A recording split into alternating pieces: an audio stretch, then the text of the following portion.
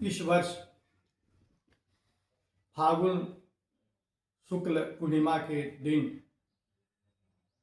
जो होलिका दहन होना है, उसमें अपने कल्याणार्थ कुछ करणीय उपाय के विषय में आप लोगों को बता रहा हूं।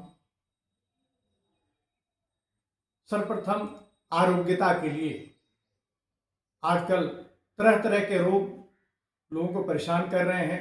बहुत सारे ऐसे रोग हैं जो असाध्य हैं, जो दवा से ठीक नहीं हो पा रहे हैं। उनके लिए भी यह करणीय है। पूर्णिमा के दिन पीले सरसों का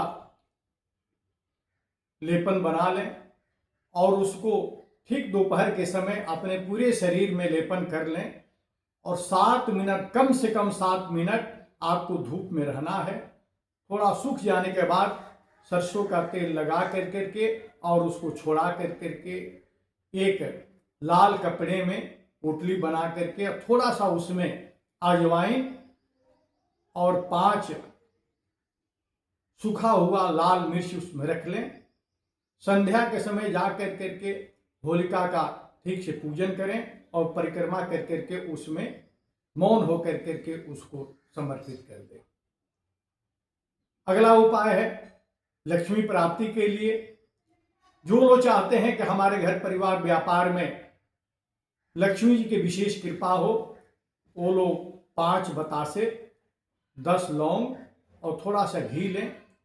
वहां पर जा करके दोनों समय कर सकते हैं, होलिका दहन के पहले भी और उसके बाद भी पूजन करें, परिक्रमा करें और एक बतासे में 2 लौंग डाल करके, घी डाल करके और हमारे घर में लक्ष्मी जी की कृपा हो, एक मनोकामना करते हुए 5 बतासे को 5 बार उसमें छोड़ दें। अगला है कि हमारे घर में बच्चे हैं, बच्चों को पढ़ने में मन नहीं लगता है। जिस तरह से सफलता चाहिए उस तरह से सफलता मिलती नहीं है। जितना अंक प्राप्ति उनको करना चाहिए नहीं कर पाते हैं। उन बच्चों के लिए है अपने घर में भोजपत्र लें। घर में ही पहले स्याही बनाने लाल चंदन से और केसर से, और डाडिम का कलम बना लें। अनार को जो पेड़ होता है उसको डाडिम भी बोलते हैं, का कलम बना करके सूर्यास्त के बाद बैठ करके पूरब के मुंह अपने घर में ही पूजा घर में मंत्र लिखें, ओम महासरस्वत्यै नमः। इस तरह से 7 बार यही मंत्र को लिखना है।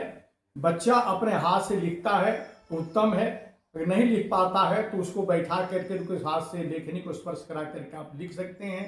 लिख करके उसको सफेद, सरस्वती जी को सफेद रंग उनको प्रिय है, सफेद वस्त्र में उसको रख दें और रख करके जब होलिका दहन हो जाए, वहां से लोग चले जाएं तो जा करके किसी वहां होलिका के पश्चिम भाग में ईंटे से, किसी पत्थर से, लकड़ी से दबा दें। उसको छोड़ना नहीं, आग में डालना नहीं है।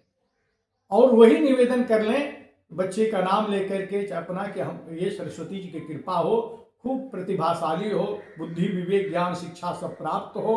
ये निवेदन करके दबा करके आ जाएं, पीछे मुड़ के न देखें और पुनः सूर्योदय के पहले जा करके उसको उठा कर जा करके उस बच्चे के पुस्तक में उसको रख दें, या जहां पढ़ता है उस घर में उसके सोता है उसके सिरहाने रख दें। अगला उपाय है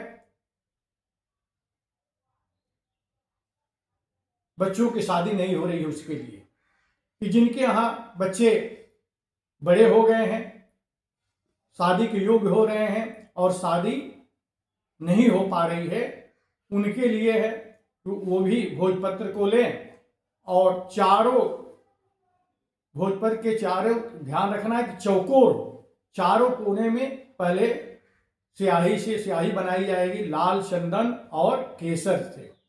थोड़ा सा उसमें रोली और हल्दी भी डाल दें और उसमें चारों कोने पर स्वास्तिक बना करके और बच्चे का नाम लिख करके कि माँ कात्यायनी देवी हमारे बच्चे का अच्छे से शादी संपन्न करा दें, शीघ्र ये मनोकामना कर करके लिख करके और अपने यहाँ पूजा घर में रख कर करके उस पर पुष्प में रोली अक्षत चंदन लगा कर करके चढ़ा दें और धूप दीप दिखा कर करके जब होलिका दहन हो जाए तब लोग अपने घर के चले जाएं, वहां पर ले आकर करके इसको पूरब दिशा में रख करके उसी तरह से ईंट से या पत्थर से या लकड़ी से दबा दें, लंघन न करें और अपने घर आ जाएं। मुड़ करके नहीं देखना है। सूर्योदय से पहले जा करके उस भोजपुत्र को जा करके अपने घर में उसको रख दें, माता रानी के सामने प्रणाम कर लें। आपको इसका परिणाम बहुत ही शीघ्र प्राप्त होगा। ये सब आपके कल्याणार्थ सुझाव हैं, बाकी और सुझाव अगले वीडियो में दिया जाएगा।